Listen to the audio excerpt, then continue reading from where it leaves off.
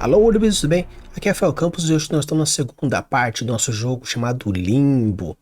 Uma coisa que eu faço nessas reviews de jogos é que eu faço a gameplay, eu jogo e depois eu vejo e vou reagindo ao jogo, falando um pouco sobre as minhas percepções, análise, world building, enredo, alguma construção de personagem, caso seja necessário, caso tenha alguma coisa, e com isso a gente vai acompanhando. Eu já fiz o jogo Little Nightmares, vou deixar o cardzinho aqui para você ir lá ver, e também esse aqui, por ser a segunda parte, temos aí a primeira parte do jogo Limbo. Eu não pesquiso nada, eu gosto de ter as minhas análises a partir daquilo que eu tô jogando, beleza? Então, bora lá, continuar o nosso joguinho de Limbo. Uma coisa que é interessante quando a gente vai percebendo algumas coisas bem legais é que já existe uma apresentação, como eu já falei no outro jogo, de personagens e também de problemáticas, onde você vê no começo logo da fase, não, da fase sim, porque não tem fases, mas neste momento você já vê que existe já um corpo com um insetinho, já imaginando alguma coisa que pode estar acontecendo, que é algo que te joga na água ou de alguma forma, meio que te mata de alguma forma. E novamente ele já é meio que reapresentado com uma minhocona preta comendo esse vermezinho, dando a intenção também, dizendo onde pode ser que pode ser meio que a mecânica por detrás. Uma coisa que é interessante quando a gente vê nas propostas de jogo, principalmente indie, é a movimentação de câmera meio que de diversos planos, onde você vê a apresentação de um novo inimigo, no caso aqui as crianças, elas já apareceram já em outro momento, porém você vê meio que repetindo. Uma coisa que é bem legal, que eu já reforcei, eu vou ficar sempre reforçando para vocês terem isso muito na cabeça de vocês, é que um antagonista precisa ser apresentado. E como nós estamos mostrando, no caso o jogo está mostrando aqui, meio que uma levantada de lanterna, crianças loucamente, então deve ter sim algum elemento que fale sobre criança. No caso eu não sei qual que é a história nem do menino nem dessas crianças, então pode ser que seja meio que um Peter Pan da vida ou até mesmo um Capitão Gancho, para a galera que conhece ambos os lados da história. Mas é algo interessante a se pensar quais seriam então meio que os fatores que apresentam, que devem ser apresentados quando a gente fala sobre um possível antagonista aqui.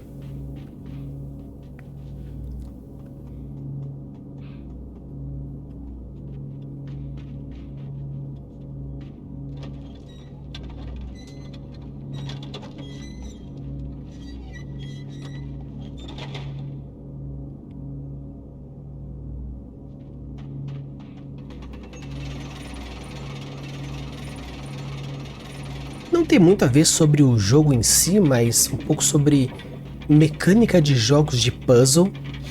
E é interessante você perceber que tem coisas que você só consegue de primeira se for uma coisa muito clara. Então vale a pena você que gosta de jogo de puzzle ir testando as mecânicas. No caso, puxa uma corda aqui, aperta o botão ali e vê o que as coisas acontecem, porque às vezes o puzzle, por ser algo tridimensional, até mesmo de 4 elementos, 5, 6, 7, 8 elementos, você saber que isso acontece isso, ao puxar aquele outro, acontece aquele outro lá, aí você consegue ter uma visão maior de qual seria então o passo a passo para a resolução do puzzle propriamente dito.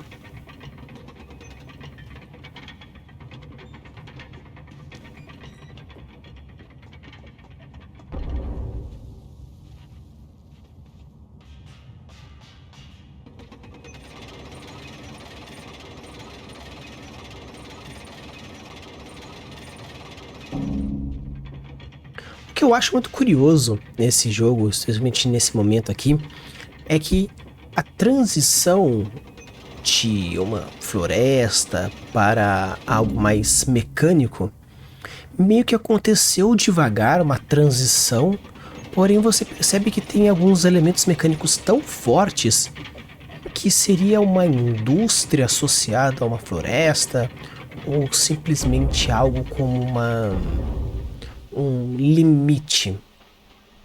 Eu acho que vale também a reflexão em cima disso, pelos fatores de verossemelhança ou até mesmo apresentação de world building, né?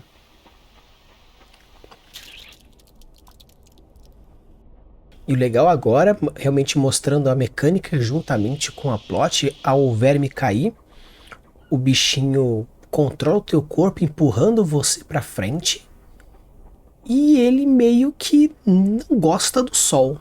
Pelo fato de não gostar do sol, faz com que ele, por algum motivo, te empurre para o outro lado. E o que é legal é que, mesmo que você aperte com o controle anti-movimento, ele só desacelera. Mas caso você empurre, ele vai acelerando, então ele vai mais rápido quando é a favor do movimento. Isso mostra meio que o controle mental, algo que foi apresentado também no caso do The Last of Us, com o fungo lá, que tem o controle mental em cima do hospedeiro, algo que acontece assim, no nosso mundo real. E é legal você ver que existe essa ideia, tanto que vermes, fungos, parasitas de uma forma é assim, algo bem trabalhado. E pelo fato de ter um parasita na cabeça, meio que ele é uma forma de mostrar de uma forma um pouco mais direta esse controle mental, não apenas mecanicamente com empurrando o corpo contra a sua vontade e os botões não permitem que você faça o movimento oposto, além do a favor ao movimento, como se você estivesse realmente concedendo a vontade do verme seja a sua vontade. Então eu acho bem legal quando a mecânica da proposta ela movimenta junto com a plot, criando uma verossemelhança. Seria mais ou menos como se você quisesse fazer dentro do seu world building uma relação entre a tecnologia, o sistema mágico, a plot, personagem e cenário.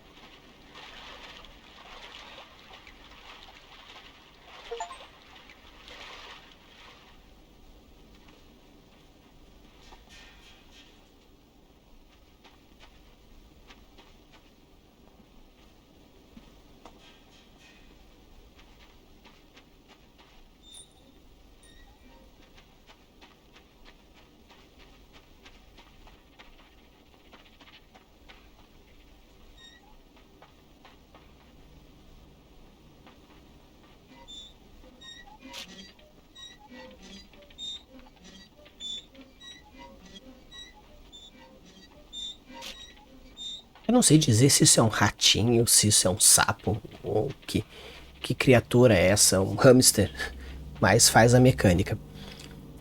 E o legal é que assim, é uma máquina que quando você puxa, cria esse atrito que gera uma descarga elétrica que faz chover. Existem várias propostas da tecnologia onde com apenas um estalo ou algo fizesse com que você gerasse nuvens de chuva. Considerando a densidade da floresta que a gente está tendo, eu acredito que seja uma floresta tropical ambrófila densa, então já existe por si só uma relação direta com a quantidade de chuva. Então eu acredito que essa máquina ela não seja necessariamente uma fazedora de chuva, mas sim uma iniciadora de chuva. É como se as nuvens de chuva já tivessem e a descarga elétrica fizesse o movimento. No Brasil existe o que a gente chama de rios aéreos, que são imensas massas de ar, de água que tem na nossa superfície, que muitas vezes abastecem grandes rios saindo da região norte, Amazônia e outras massas de ar que vão fazendo todo esse caminho até chegar à chuva que cai mais torrencial aqui na região sul-sudeste em alguns períodos do ano. Então eu até chutaria que essa máquina seria meio que uma proposta de desencadeadora de rios aéreos, como se a descarga elétrica fizesse com uma mudança de íons, prótons ou outros, tipo, meio que uma eletrólise da vida, puxando essa água, fazendo com que tivesse essa relação direta de puxar para baixo, onde ela vai enchendo e vai construindo e vai enchendo, meio que como se fosse uma...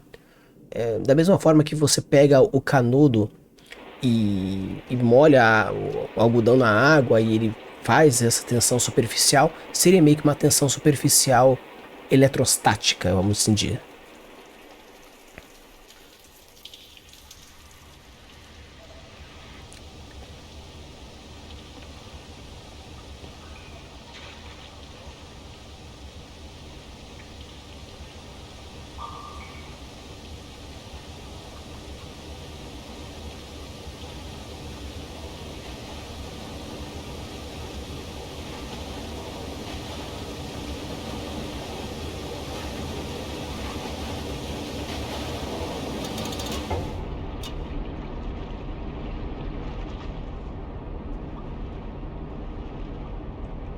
O que é engraçado sobre puzzle e o triste à mesma forma é que dificilmente você acerta de primeira, no caso, pela facilidade.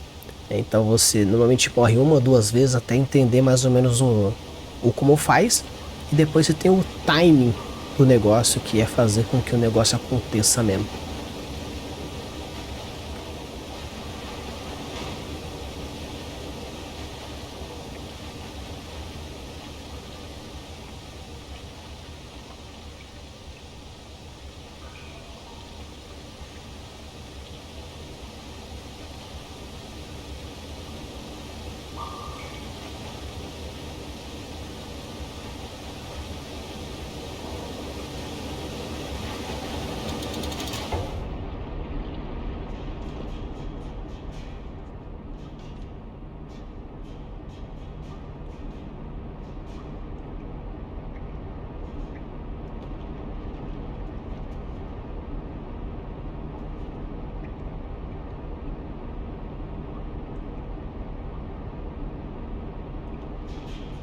E o legal você ver sobre a brincadeira de que, no caso, essa caixa, por estar quebrada, a água vai entrando aos pouquinhos e não vai deixando com que o menininho tenha um impulso maior por causa que tá afundando.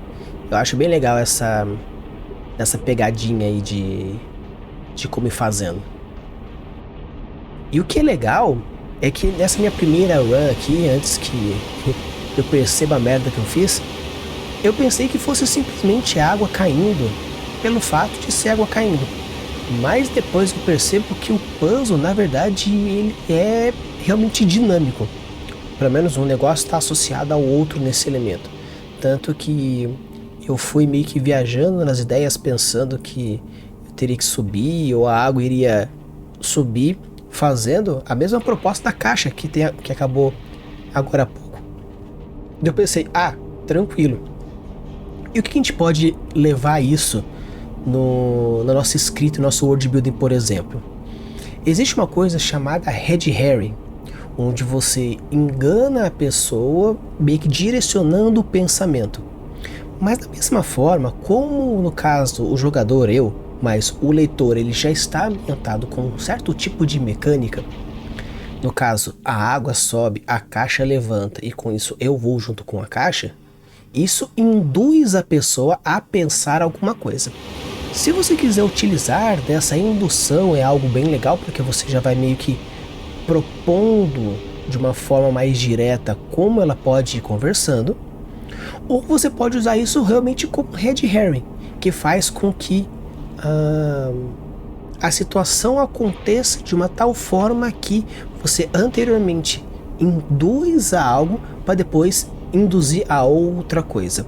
No caso aí um red herring que vai empurrando essa mentira que te leva até um passo mais para frente ou um passo mais para trás, dependendo de qual é o andamento que você quer fazer.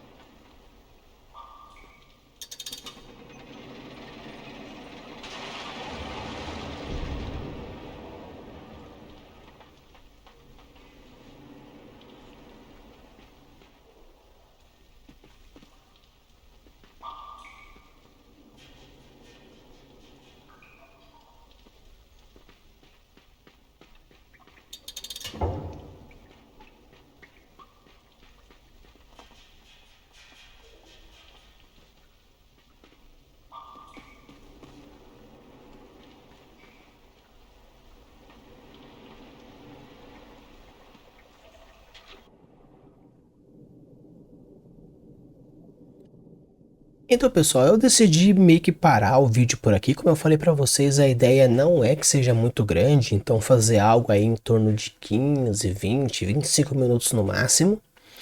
E eu achei interessante dar uma pausa aqui, porque eu ainda vou demandar muito tempo até descobrir o puzzle que tá ali. Eu, obviamente, corto para vocês não verem 1000 vezes as mesmas tentativas, apenas os melhores momentos. Mas eu acho uma coisa que é interessante sobre esse momento desse jogo, é que você percebe que nós temos dois grandes ambientes. Ambiente floresta, algo místico, com criaturas, né, aranha gigante, crianças perdidas, vermes controladores de mentes, um predador que come esse verme controlador de mente, até que tem um outro momento que é a parte de máquinas, alavancas, no caso, cordas, armadilhas, caixas, e hidrostática e hidrodinâmica. Só que o que é interessante disso é que existe um movimento de transição de um para o outro. Quando a gente constrói normalmente ambientes fantásticos, na verdade cenários de uma maneira geral, a gente esquece que existe transições. Obviamente existe, claro, que coisas bruscas, um bairro acaba, começa outro bairro. Ou quando, por exemplo, existe uma conurbação entre as cidades, na Grande São Paulo, por exemplo, onde começa uma cidade, começa outra, e você nem percebe que mudou, só caso você preste atenção na placa de bem-vindo, quando as cidades existe uma separação, existe a área urbana, a área rural. Então, quando você percebe essa transição da área urbana e a rural, meio que a cidade vai se diluindo, diluindo, diluindo, até que vai vir uma área rural. E a área rural depois ao pouco vai urbanizando, urbanizando, até chegar na cidade mesmo. E é legal você ver essa transição, porque isso mostra realmente que existe uma interação entre os dois ambientes. Existe uma coisa muito legal na biologia, dentro da ecologia mais especificamente, que são os ecótonos. Os ecótonos são áreas de interseção entre biomas, por exemplo. Que existe elementos, tanto, por exemplo, se a gente pega floresta e cerrado, por exemplo. Essa transição entre floresta e cerrado existe uma biodinâmica diferente, porque nem é cerrado e nem é floresta, e é um pouco de um pouco de outro, e não é nenhum e não é nem outro, e é os dois ao mesmo tempo. Então é legal que quando você for pensar dentro do seu mundo fantástico, na construção do seu universo, não pense apenas nas localidades, mas pensa também em como elas interagem entre elas com uma forma de conexão, porém de diluição, meio que um virando o outro. Da mesma forma que você percebe que existe dentro desse jogo, de um ambiente florestal para um ambiente tecnológico, uma certa mudança. Primeiro aparece uma máquina, aparece outra, e depois tem um bicho aqui, um bicho lá, e troca, até que agora está fortemente dentro de um ambiente mais urbanizado, né? No caso, urbanizado meio que industrial, meio fábrica. Então eu acho legal essa transição, porque isso vai gerando uma naturalidade, porque não é tão brusco.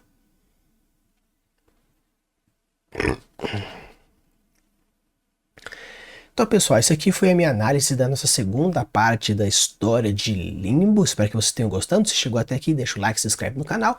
E, obviamente, eu vou trazer a parte 3, 4, 5 até a gente acabar o jogo. Provavelmente eu faça ainda Inside, ou logo após, ou um pouco mais pra frente, mas eu vou ir seguindo. E deixa aqui nos comentários qual seria algum jogo que você acha que seria interessante eu comentar sobre a história, desenvolvimento de personagem, coisas que vão mostrando desse enredo. Já falaram para colocar Resident Evil, vou ver se eu consigo fazer alguns melhores momentos, porque, como você puder perceber, se eu sou ruim num jogo meio que de plataforma, imagina um jogo mais de tiro, mas eu prometo tentar pelo menos um pouquinho, beleza? Use e abuse das suas criações e deixe os mundos cada vez mais incríveis. Valeu!